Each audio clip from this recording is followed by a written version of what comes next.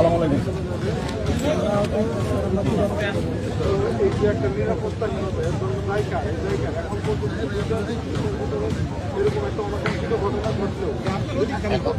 এখন শোনেন, আমার একটা কথা বলি, আমার এই লোকগুলাকে নিরাপত্তা দিয়ে আমাকে এখান থেকে বের করে নিল।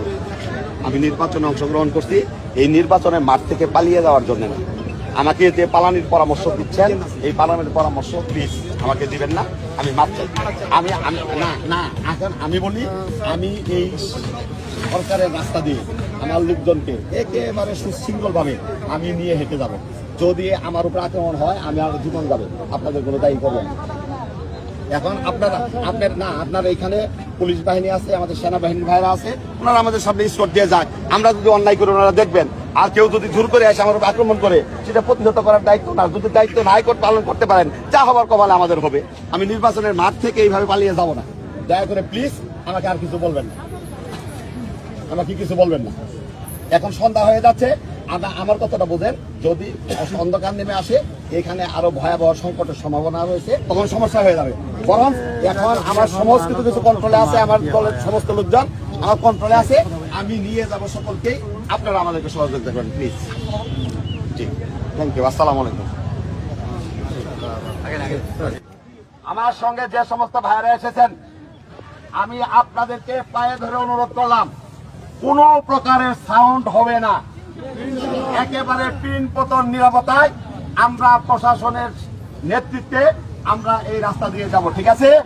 আমরা শান্তি চাই, আমরা ধৈর্যের সর্বোচ্চ পরাকাষ্ঠ দেখাতে চাই।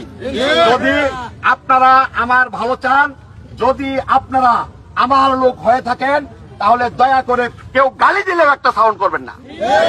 ধন্যবাদ সকলকে।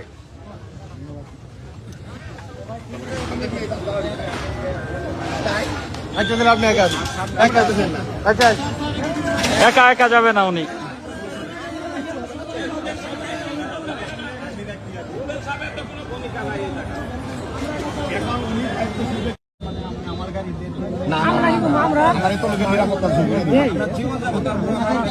না না না না ভাই, আমার জীবনের চাইতে ওর জীবনের মূল্য আমার কাছে অনেক বেশি। না, উনি তো সন্ধ্যা করতেছেন, উনি এর আগে আরো অনেক উদ্যোগ নিতে পারতেন।